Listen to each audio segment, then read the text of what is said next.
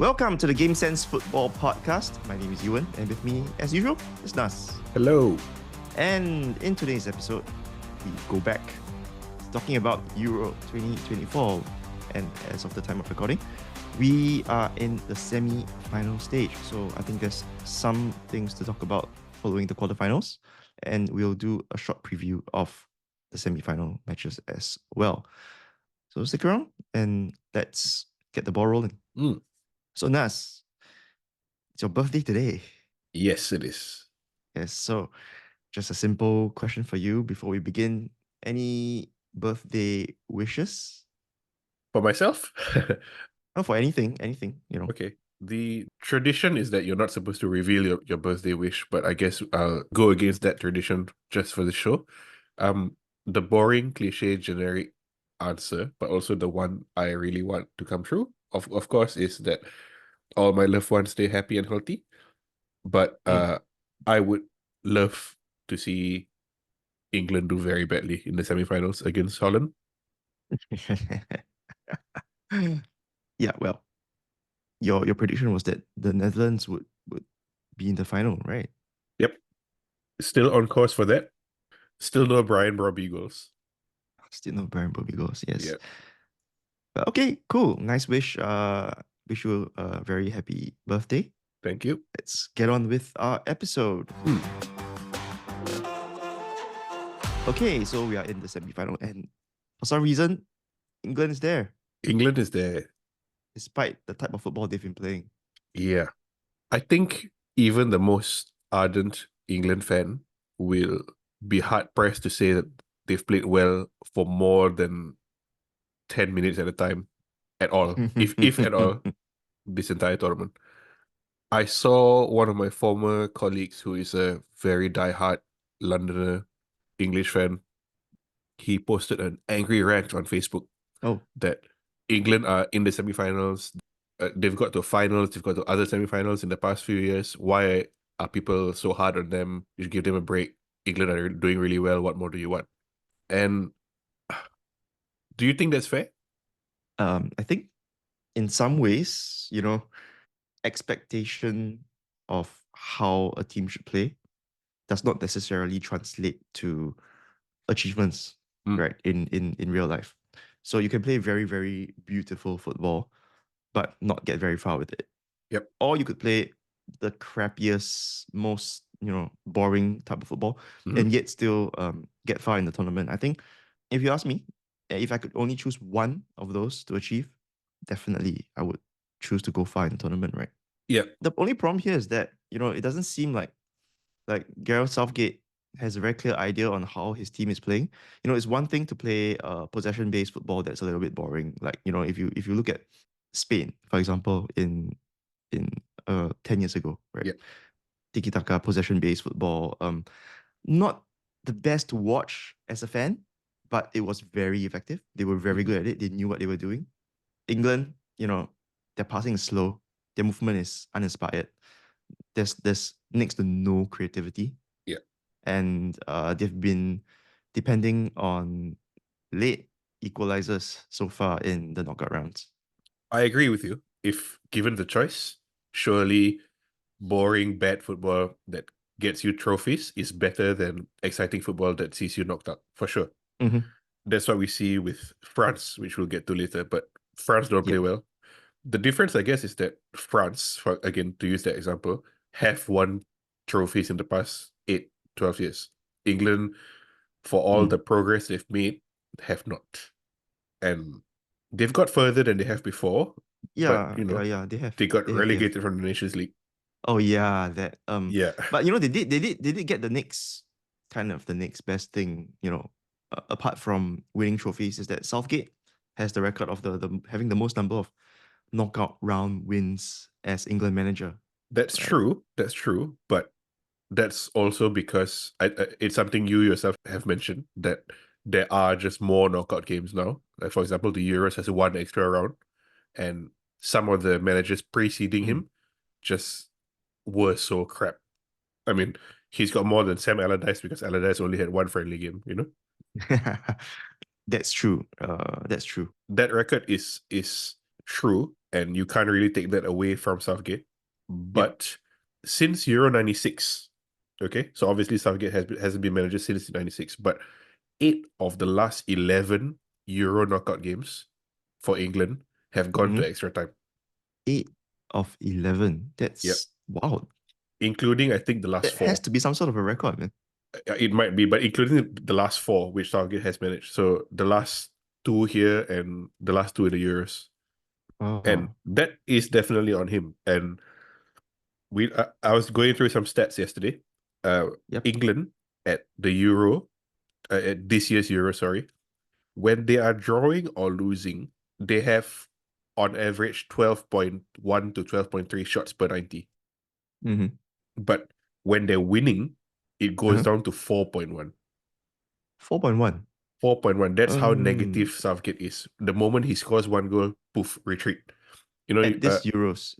At this Euros, you remember the graphic after one of the games where I think against in the game against Denmark where it shows England's average position after they scored the first goal, and basically everybody was in the line in front of their own box.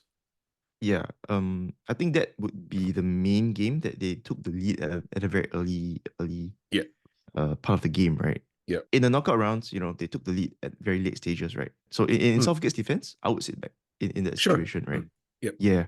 You are totally correct. And so it's a very small sample size to see how, in terms of how many minutes they've been ahead.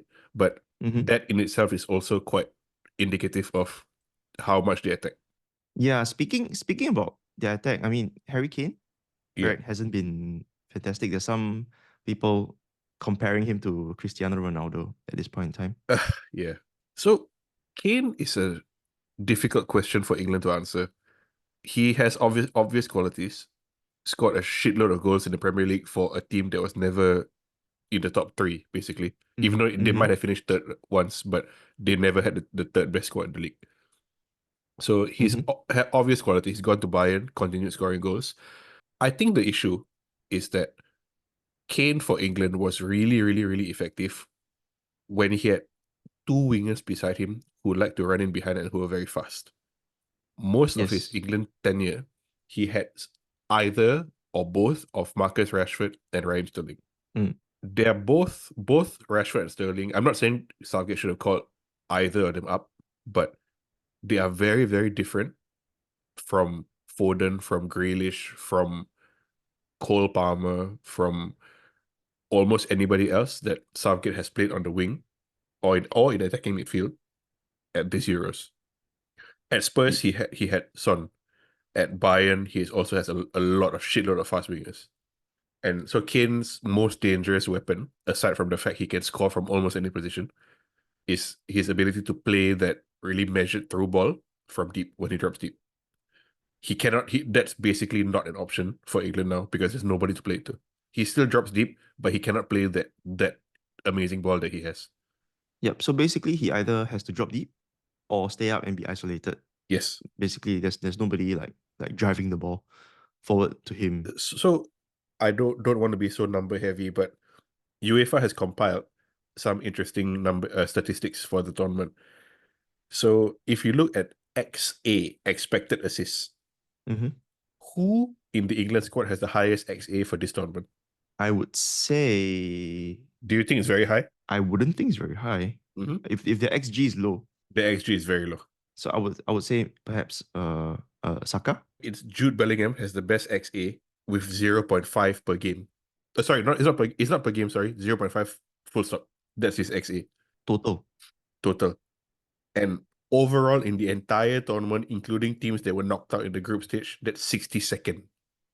There are 61 players with a better XA than the best England player. Oh. And remember, England they've finished the quarterfinals, Mm-hmm.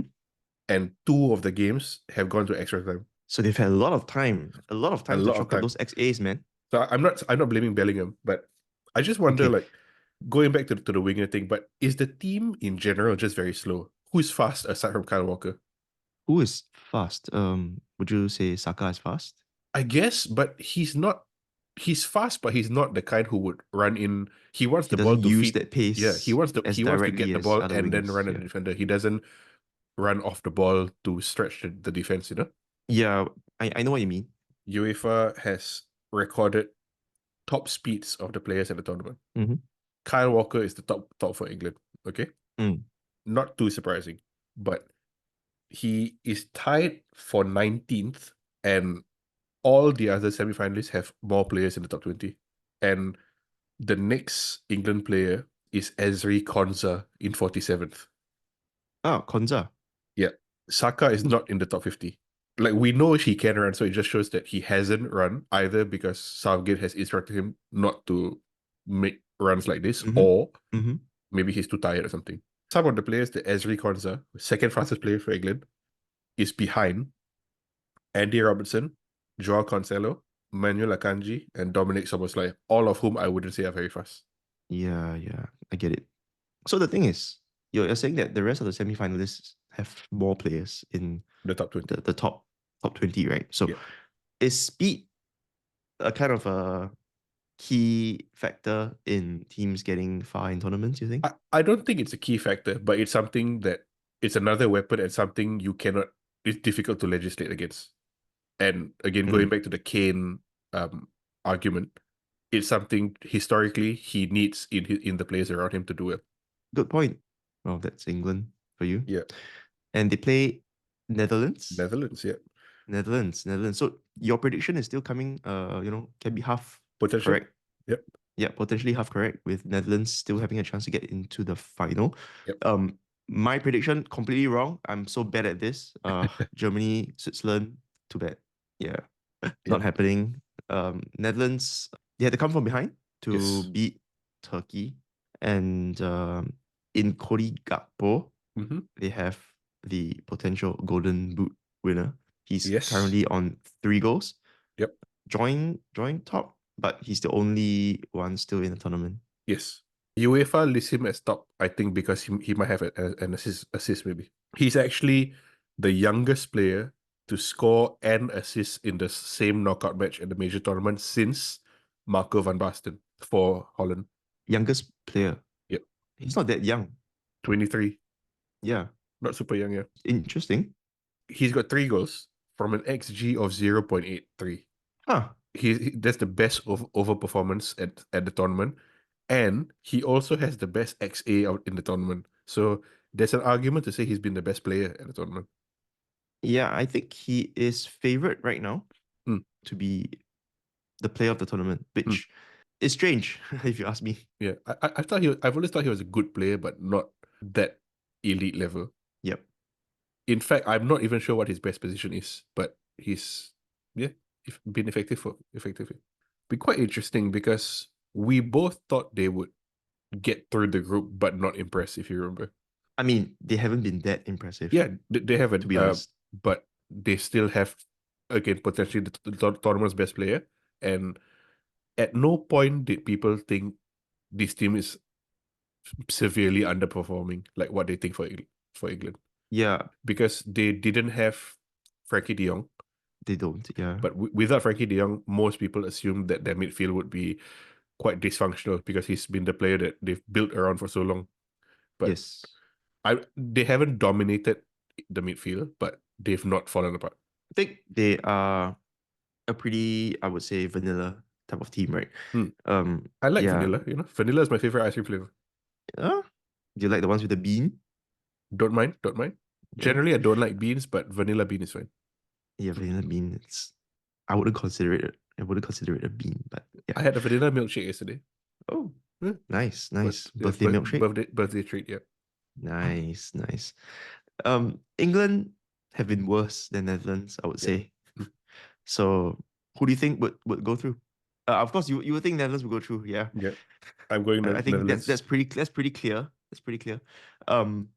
I think Netherlands has a good chance against England. England haven't been impressive at all, but they've somehow found a way to score late goals. Yes. Yeah, that's one thing about the English, right? They found a way to score late goals. Yeah. One interesting parallel is that for England, like we've discussed in the past few minutes, some people are actually contemplating dropping Kane, or at least saying that Kane is part of the problem. But for Holland, for Netherlands, the clamor for starting Wout Weghorst is actually growing. The guy performs well Yeah, yeah. for the national team. Just, as a target man, a focal point, someone Gakpo and Depay and Xavi Simons can play off. Yeah, exactly. Would you drop Kane? I would not drop Kane, but I just don't know how to set up England now. It's a problem for Southgate, but it's a problem he's created himself, basically. For having your only left-footed player, basically, who can play in defense be Saka, who is probably your best winger anyway. And even then, you see the other day, he played wing backs. They played a 3-5-2, 5-3-2, whatever you want to call it. He had Saka and Trippier, but Saka left-footed on the right, Trippier right-footed on the left. Yeah. Anyway, I wouldn't drop Kane, but I don't think I would start Weghorst either if I were Ronald Koeman. But at least Koeman has the initiative to bring Weghorst on early when Yep. he sees this a problem. I personally think, Wout Weghorst could function better as an impact sub. Yeah. Yeah, so I think if it's not broke, don't change things. Yeah. And Netherlands to the final. England to go home, and hopefully I'll get my birthday wish. Hopefully. Okay, and in the next semi-final, we have Spain take on France. And this arguably would be a slightly more interesting semi-final. France haven't been that exciting, to be honest. Yeah. Yeah. In all the France games so far at this tournament, there's been 99 shots from either team in every game. In total, obviously. Yeah. Not a single goal from open play. Well, aside from own goals. Yeah. France's top scorer, own goal. On that metric, more boring than England, but that's how Deschamps sets up his team. Yeah, I mean, to be honest, France have been probably as bad as England up to this stage, I would say. I think they've been as boring as England, but I don't think they've been as bad as England because to me, there's at least a plan. You can see that the point is that they want to suffocate the other team. But for England, they're boring, but they still let concede chances, Perhaps the thing about France is that Deschamps has actually won stuff. articulated, right? Yeah, he has won Yes. things and he has articulated his style of play, right? Yes. He has actually spoken about how he wishes to contain the opponent and basically try to win despite not playing very attractive football. Yeah. Yeah. And also despite having such great attacking talent. Yes. But I get it. But I think their performances in terms of execution hasn't been great this tournament, if you ask me. Obviously, let's not take away the fact that they got 2 World Cup finals in a row. Yeah, under Deschamps. Yep. So exactly. So they've got a track record, a good one. He said sometime late last year when it was posed to him that with the kind of attacking talent that you have, would you play more expensive football? And he said something like, I can either win or play attacking football. What do you want? But I think 2 points that I want to make. Number one, I think Mbappe doesn't look like he's very comfortable playing with the mask. He's not been himself. And secondly, we talk about how France haven't been scoring or how France have been boring or not that great this tournament. But mind you, they've played Portugal, Belgium, Netherlands, and Austria. Those are some formidable opponents. Yep. They've not had an easy run at all. So in a way you can understand and forgive if the manager wants to set things up like that. And like you said, the best attacker has been broke his face and he's wearing a mask that he does not feel comfortable in. Yeah. Do you think Giroud should be given a chance to come in to the middle, to help link up their attacks a little bit? I think so. I've always liked Olivier Giroud, even though he's an Arsenal player. But he did go to Milan. France for a long time did use Giroud, Mbappe with Griezmann somewhere around there as well, and then it was the other attacker which rotated. It definitely works. I don't quite know if Deschamps maybe thinks that Giroud is a bit too old, but he's still in the squad, so Deschamps obviously believes that he has some sort of contribution. But the issue, I guess, is if you have Giroud, but Mbappe isn't performing well, what happens then? Because the other French wingers, Dembele, Marcus Thuram, not really firing either. Yep. Maybe it has to be someone like Zaya Emery or something. No, we can talk about Spain a little bit right now as well. Um, Yeah. they would be playing without a few key players from the starting squad. Mm. Pedri is out. Pedri's injured. Robin Lenormand is Mm-hmm. suspended. So is Alvaro Morata, captain of Spain. Yeah, Spain missing a few players, like you said. Pedri being out is big for them. Huge. Morata, the captain, Spain Captain captain. Morata. Who would have Mm. guessed? Dani Carvajal with his red card as Mm. well is Mm. out. So Jesus Navas is coming in. Jesus Navas, Jesus Navas. Do who you was think? part Yeah. of our Euro quiz. Don't think he would be the best option there at what 38 years old? No, he has to contain Some a big number some like that, yeah. yeah, he has to contain some pacey players, right? So there'll be like He might be up against Mbappe. and Theo Hernandez as well, Mm. bombing Yeah. forward.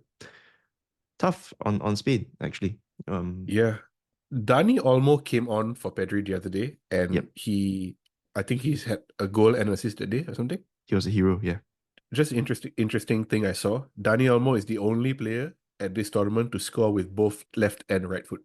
Ah, I think France Spain is going to be very interesting because, like we said, Deschamps has a very good knack for eliminating opposition threats. Maybe mm-hmm. not so he might not be so good at maximizing his own strengths, but he's very good at shutting down the opposition. But in Spain, who have the two form wingers of the tournament, Yep. Lamine Yamal and Nico Williams, Mm-hmm. it's always very difficult to shut down two wingers. It's easier when the opponent is missing their best creative midfielder and their main striker. So Yep. if they have no Pedri and Morata. But Lamine Yamal has created the most chances and has the most assists at this tournament. Amazing. Uh, Amazing. He's 16. if you notice in almost every Spain game where Lamine Yamal has played, he's come off quite early in the game. Yep. And that's somewhat understandable for a 16-year-old. Maybe you haven't developed the physique, but it turns out that it's also partially because in Germany, Mm-hmm. if you're under 17 or 18, you can't work past 8 p.m. No way. So you mean this was a factor? It's not the only factor, but it is a consideration because if you do, you get fined like 40,000 euro or something like that. So just to be clear, Spain will get fined if Lamine Yamal plays past 8 p.m. Yeah. Spain FA gets fined. Spain FA will get fined if Are you you serious? yeah, they can definitely afford it, you know. No, of course, of course. This is strange because the matches are planned at this time. Yes. So Yes. so it's not Spain's fault, right? It's not, but I guess you could argue it's Spain's fault for calling someone like that up. But he's Gosh. been their best or second best player, probably their best player. 14 chances at Euro, which is and he still has potentially two more matches. Mm-hmm. No teenager has ever created so many chances at a World Cup or Euro ever. Amazing. He's been playing really well. And so has Nico Williams. Nico Williams is really good. I've always been a fan of Inaki Williams. Like I can remember watching him almost 10 years ago Mm. and thinking this guy is a star. But I have to admit, before 6 months ago, I didn't really know much about Nico Williams, but he's been very good. There's talk of him going to Barca. Yes. I think we can do an episode later on about Mm. the players who would probably secure some big moves after the The Euros. Boborski effect. Boborski effect. Well, Calafiori, your guy, Yeah, is going yeah, to Arsenal, probably. potentially. Yeah. Yeah. I would just say that if Nico Williams goes to Barca, then Barca have Lamine Yamal and Nico Williams. What's new? I mean, Barcelona having like Yeah. the core of the Spanish national team. Okay, so Spain and France. Do you Mm. have a prediction?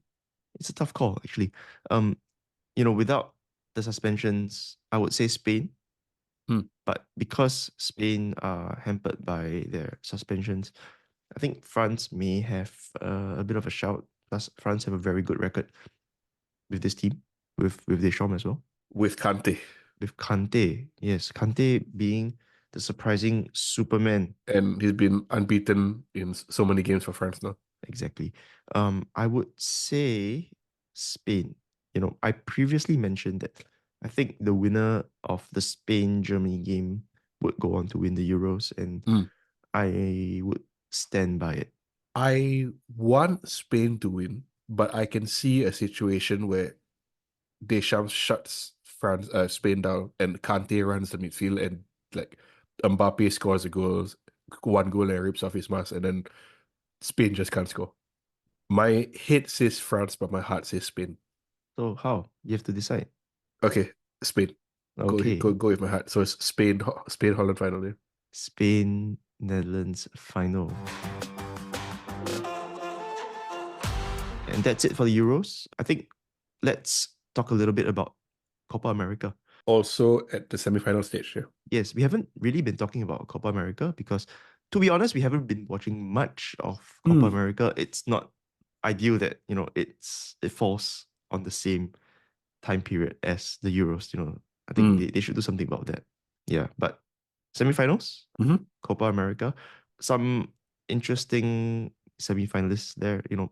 Argentina face up against Canada. Canada. All teams, Canada. Mm.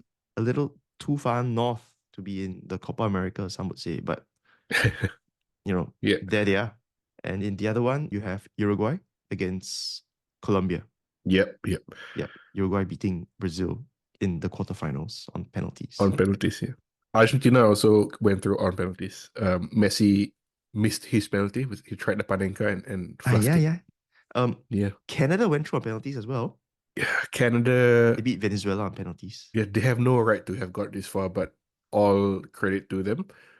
If you guys remember, we had Adam Jenkins Mm-hmm. on a few weeks ago, and he bigged up how much Canadian soccer has advanced. So, we'll try to hear from him again about this. Yeah, let's see if we can get hold of him to Hmm. say a few words. But Yeah, I think it would be amazing if Canada gets to the final, although it looks highly unlikely. difficult But to get past Argentina. yes, but you never know. Interesting thing is if Argentina, Canada goes to penalties again, Emi Martinez for Argentina Mm, has never lost a shootout for Argentina. He's already gone through 4. wow, Yeah, and incredible.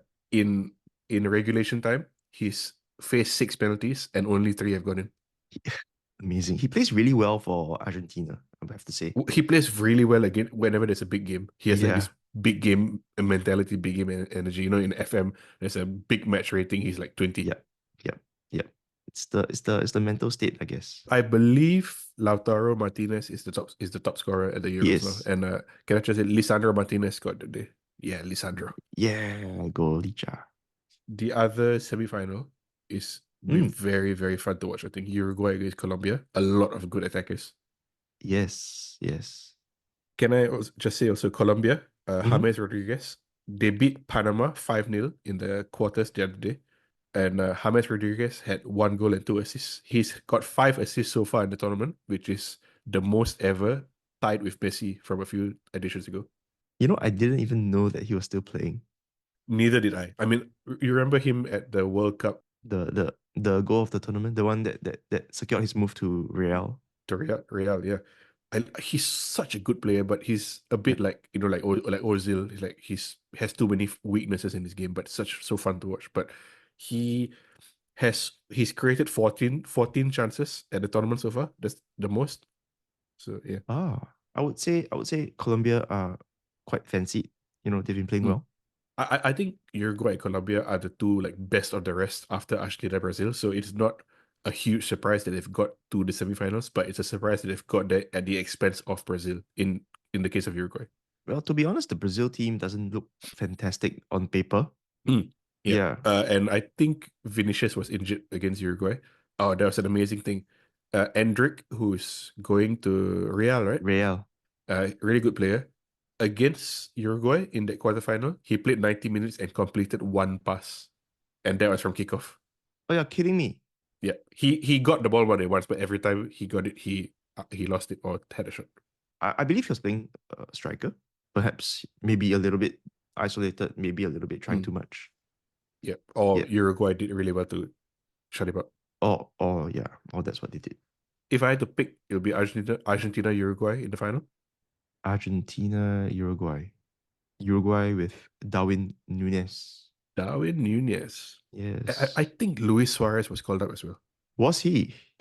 I think so. I need to check that. I mean, I have the power of Wikipedia now, but let's check. Yes, I see his name. Yeah, would like to see Argentina, Uruguay in the final. I would probably watch the final. Well, I'm not Yep. sure when the final is. One player I would say I would like to highlight in the Uruguayan team, Ugarte. So he's been Manuel Ugarte, right? strongly linked to Manchester United. Mhm. I personally am not sure how good he really is. So I've not watched a lot of him, but Yeah. from my understanding and what I've seen and what I've learnt, he is basically under her all-around box-to-box, high energy, determined, can contribute in all parts of play. All action kind I've of always guy. liked I've always liked under her. If it's anything like Herrera, yeah. Yeah. And I think it's a good time to start, to just look at some of the key transfers that we've been looking at, out of the Euros, out of Copa America. Endrick and Mbappe have already Yeah. gone to Real. Yes, Real have gotten Mbappe for free. Monster contract, that's for sure. A lot of major transfers haven't exactly happened yet. Liverpool released Thiago. While we're on this, I didn't think we'd get to it, but let me just read to you a potential lineup, okay? David Gea in goal. Right back, Serge Aurier. Centre back, Mats Hummels, Sergio Ramos. Ricardo Rodriguez, the Swiss player on the left. Thiago Alcantara, Rabiot as a 2 in midfield. Memphis Depay, right wing. Angel Di Maria, left wing. Wissam Ben Yedder behind Olivier Giroud. This entire team is available on a free transfer. Huh? Yes. Wow. David De Gea has been available for a year. Yeah, but he everybody else is available on the free transfer, including Mats Hummels, who did really well for Dortmund this year. He did. Keylor Navas and Guillermo Ochoa are both out of contract. Juan Cuadrado, Livin Kurzawa, Simon Kia, Mario Hermoso, Andre Gomez, Alexis Sanchez, Carlos Vela. Carlos Vela failed wonder kid. Admittedly, a lot of these players are above 30 now. Most of them are. But surely there are a few teams who could use them. Yeah, we'll probably do a transfer episode in the next few weeks, as there'll be a couple of transfers post Euros, post Copa, and somebody will get the Poboski Award. Yes. Hopefully, I'm right, and it's Brian Brobby. Has he had any minutes yet? Did he play? I don't think so. Yeah. But yeah, I mean, I think we shouldn't go too deep into transfers, like speculation right now. But like you said, we'll probably have a transfer episode very soon, as well as a few other, maybe one talking about handball and offside, and a few other rule changes and issues we have. Yeah, quirky, weird stuff in football, I would say. Okay, so Euro and Copa America semifinals in the next few days. We've made our predictions. Hopefully they pan out. Hopefully they pan out, yes. So enjoy the football, guys, girls, whoever. We don't want to assume gender. We don't. Yes. Hopefully you've enjoyed this episode's content.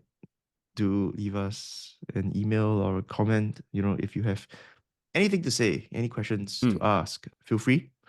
Remember, we love having pen pals. And also, remember, we post on Instagram. So do check us out on that platform. The links are all in the description. So till next time, see ya. See you guys. Happy birthday to me. Happy birthday to you. Yay. Are you going to sing? No. Okay.